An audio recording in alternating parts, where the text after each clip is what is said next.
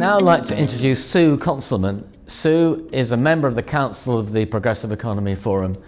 She is a reader in economics at Birkbeck College and the author of a recent book about austerity. Hi, Sue. I'd like to ask you to give us your comments about the 2020 budget. After 10 years of austerity putting downward pressure on public services and the communities that depend on them, it's not really so much a question of whether austerity is ended. It's more a question of what will be done to reverse all of the damage that it's inflicted on both the economy and society. Whilst there don't appear to be many new cuts coming, a lot of people are still struggling as a result of all the previous ones, and not much is being done about that. For example, there's nothing in the budget about rethinking universal credit. There are no new measures in the budget to help tackle poverty, although some money has been earmarked for rough sleepers. What about Johnson's Levelling Up project? Does that not go some way towards addressing the effects of austerity? Again, this is not quite as straightforward as it sounds.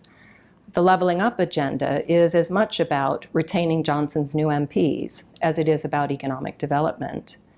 And levelling up needs to happen everywhere. It just has further to go in some areas than in others. Now, whilst many of Johnson's new MPs do indeed have constituencies that need a lot of investment, far from all the most economically challenged areas are in the north of England or Wales. For example, 6 months ago, the BBC reported that the seaside village of Jaywick, which is in Essex, was the most deprived area in England. And this was for the third time in a row since 2010. And of the 20 most deprived areas in England, a quarter of the rest are also coastal towns. And they're all located in the south of England, such as Lowestoft, Great Yarmouth, and Clacton-on-Sea. Not only that, but even supposedly well-off areas can have high levels of poverty. The Euston Food Bank, for example, is within 5 minutes walk of the University of London's Bloomsbury colleges. And year on year since it opened in 2010, when the Conservative-led coalition turned to austerity, it's seen rapidly increasing numbers of people needing its help. Now, most of these people are working, but they're choosing to put whatever income they might have toward paying their rent in order to avoid becoming homeless. But when the UK median income is less than £30,000, and a flat in this part of London costs well over $2,000 a month to rent, it's easy to see why there's a problem. And this is especially as many earn far less than the median salary. It's also worth pointing out that food banks don't just distribute food. They're effectively a grocer of last resort. So they also provide things like shampoo, deodorant, and sanitary products. In that context, the ending of the 5% tampon tax looks positively unambitious. Do you think that the policies and finances outlined in the latest budget will help address these problems? In recent years, there's been a tendency for politicians to address problems by mentioning what they think sounds like an impressive amount of money. And this usually seems to satisfy the media and sometimes even works for voters. But what they should be doing is allocating the right amount of funds for the job, as assessed by those most qualified to do so. In his budget speech, after announcing how much money was being allocated to this or that, the Chancellor repeated the phrase, "We're getting the job done," almost ad nauseum. But he never specified what the job was, how the amount of money was arrived at, what you would get for it, and how it would get the job done. The policy packages to deal with poverty and economic development will involve a fair amount of overlap, and they'll need to include significant components of education, housing, incomes, and infrastructure policy. The crucial thing is that these policies be well integrated and sustained over the long term. But I saw precious little evidence of policy integration in the Chancellor's budget. And as for the long term, we'll just have to wait and see. Is there anything you would have liked to see in this budget but was not included? The most obvious omission from the policy packages aimed at levelling up is an effective business bank, a bank that's able to provide stable, patient capital at competitive rates over the long term, as well as additional business services such as legal advice and mentoring. The UK is one of the very few developed economies not to have such a bank, and it shows. That's an obvious and crucial omission if you want to turn around the economic fortunes of large parts of the nation. and especially if you want to see more and better paying jobs as part of that process. As far as the extra funds for the NHS are concerned, this was a clear example of the strategy of mentioning a sum of money without telling us what the job that's going to get done actually is. I find that very disappointing because on the welfare side, the failure to address the issue of social care and preferably to integrate it with the NHS should have been a centerpiece of this budget. Has the government done enough to cope with the consequences of the coronavirus emergency? Well, I don't think they were saying we can borrow and spend without limit, although they were suggesting that a lot of money is going to go. He even said the NHS will have whatever the NHS needs.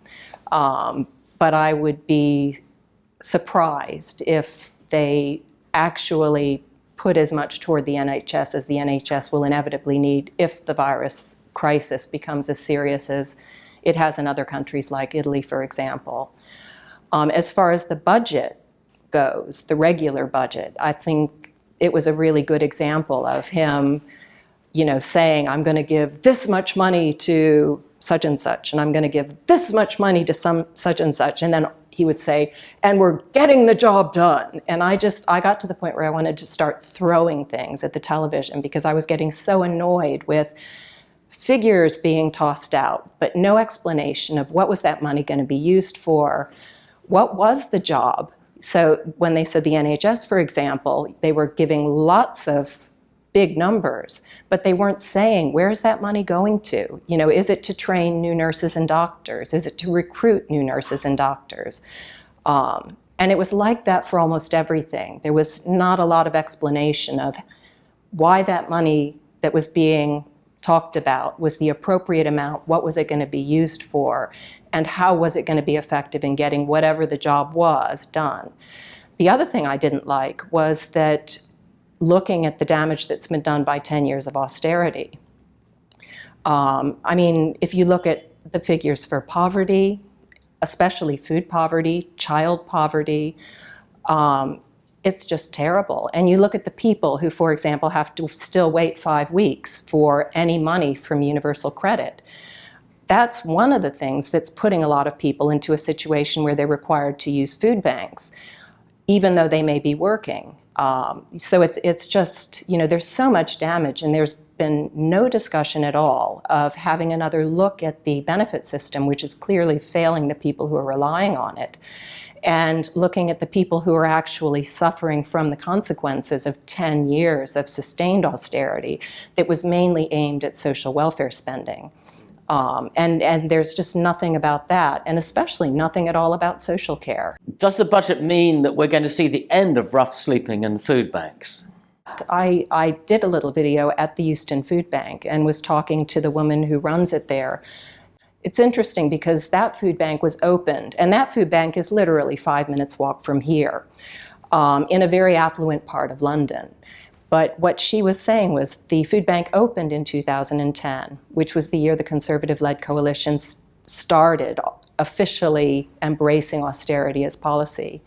And she said they opened as a charity, and they're part of the Trussell Trust, which runs the food bank system in the UK.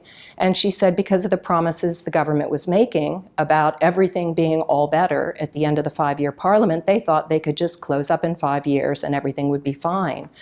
But that food bank actually has seen an increase in the number of people who need it year on year that's well above the national average.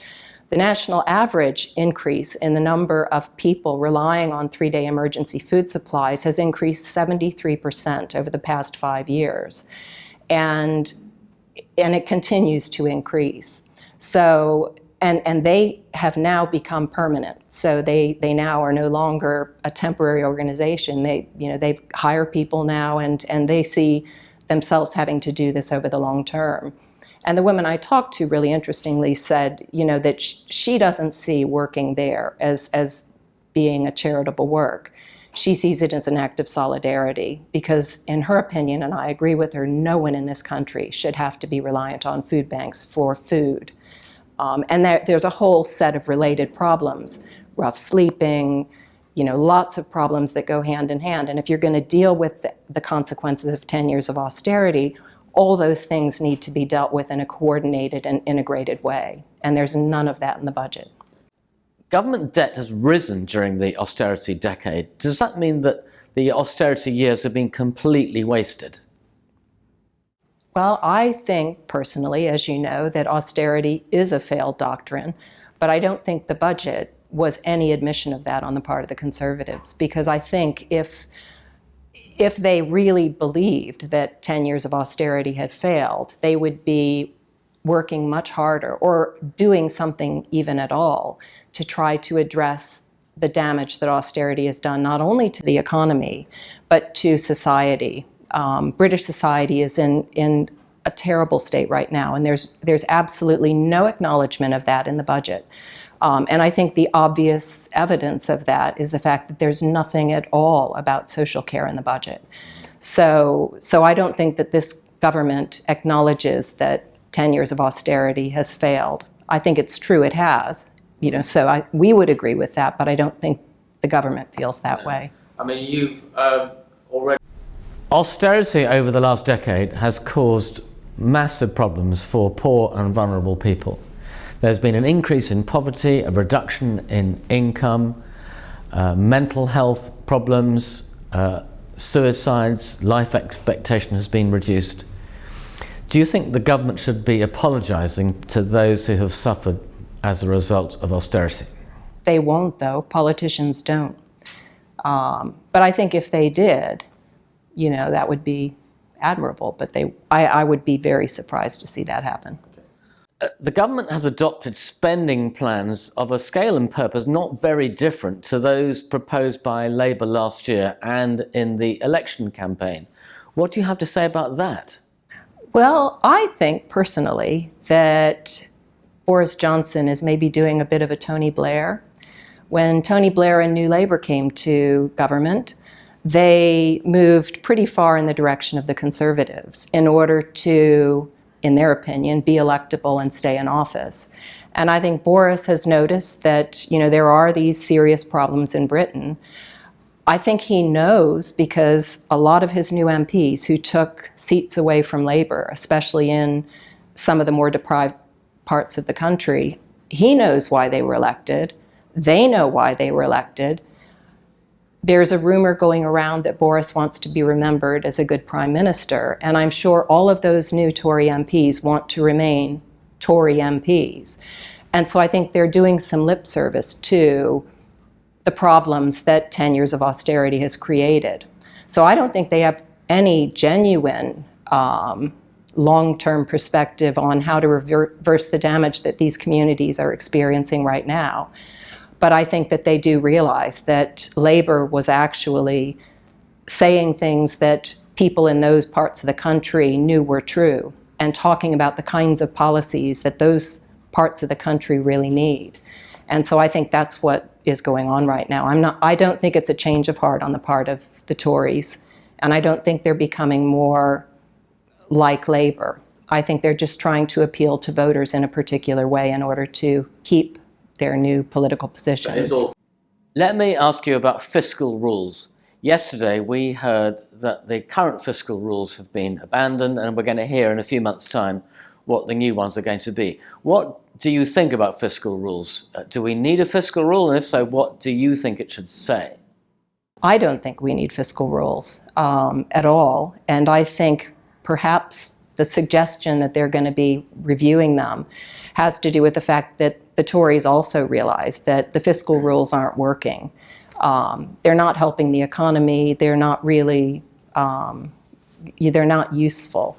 In fact, what they do is enshrine austerity. And so I think that, I don't think we're going to, I think we might see them toss those rules out and, so that they can do what they think they need to do in order to keep their political positions. But I don't think they're necessary. I think they're counterproductive. So, in summary, it seems as though the arguments against austerity have been won, but I don't think we're seeing the end of austerity. For example, there doesn't seem to be much in the budget to increase spending on local authorities, on schools, and on justice. Well, I think what he would need to do is to, number one, acknowledge that as a consequence of 10 years of austerity. We have very serious economic as well as social problems. And a lot of them are concentrated in parts of the country where the new MPs have come from. And I think that if austerity was really coming to an end, it's not just about stopping the cuts.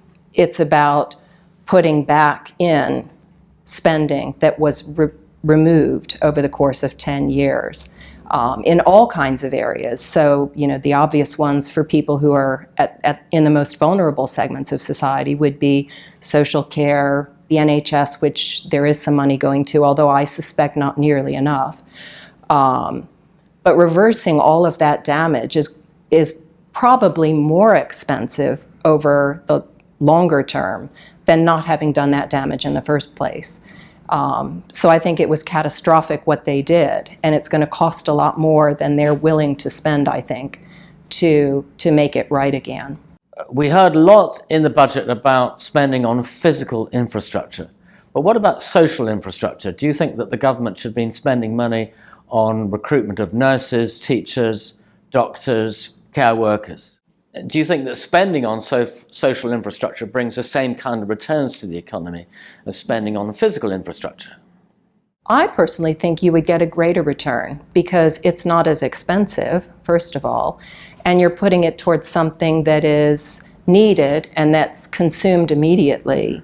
And you would be doing an awful lot there in terms of reversing the damage that the cuts have been doing for such a long time. And if you put the social infrastructure there, then you end up with a much more stable society. You end up with better educated people who have the skills required for the kinds of new jobs that are coming down in front of us. You have people who are healthier, so they're able to be more productive, they're able to work longer. You have, the benefits are they so much outweigh any of the costs. And you're also employing a lot of people because it's a very labor-intensive area. And we need jobs for those sorts of people. But we need good paying jobs that are, paying them a living wage.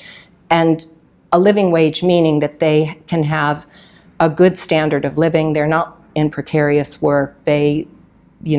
So I think, everything about social infrastructure is something that I think we need as an economy.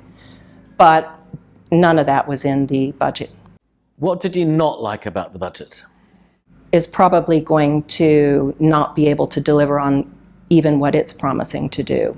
Because I think, not only do we have the added pressure of the coronavirus crisis, which there's a lot of uncertainty about what does that mean, what is that going to mean for the economy, what is that going to mean for society. And a lot of the people right now who are the most damaged by 10 years of austerity are the ones who are most vulnerable also to the kinds of things that the coronavirus crisis is going to be inflicting on humans, because they'll be the ones who don't have the kind of access to medical care that more secure people do. They probably don't have any sort of insurance.